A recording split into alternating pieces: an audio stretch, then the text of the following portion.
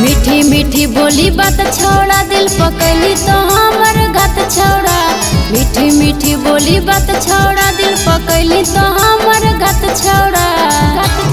जब पसंद रहो दोसर जात छोड़ा दिल काहे लगैली मोर साथ छोड़ा। जब पसंद रहो दोसर जात छोड़ा दिल काहे लगैली मोर साथ छोड़ा। मीठी मीठी बोली बात छोड़ा दिल पकैली तो हमर घात छोड़ा।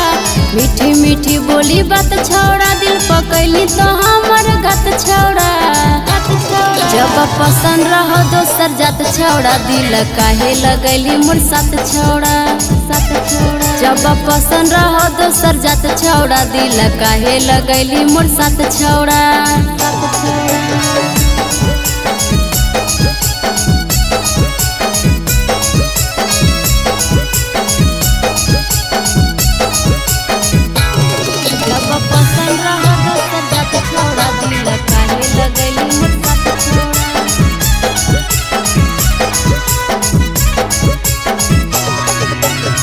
झूठों के वादा क्रिया खैले रही जान रे।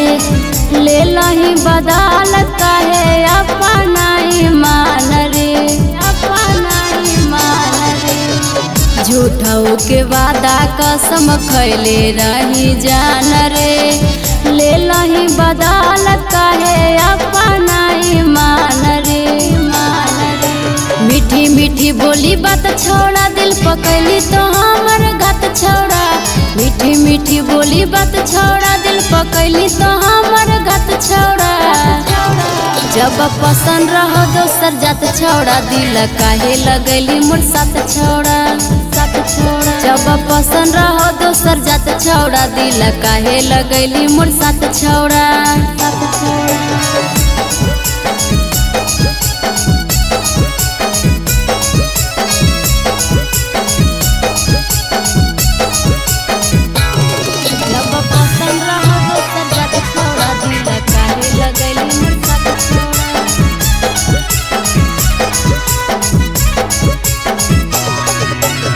पहिले तक कहानी तोरे हियो हमरे।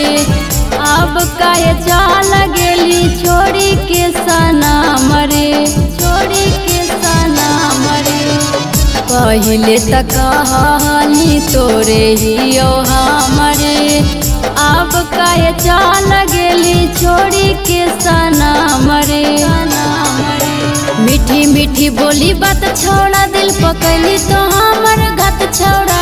मीठी मीठी बोली बात छोड़ा दिल पकैली तो हमर घात छोड़ा।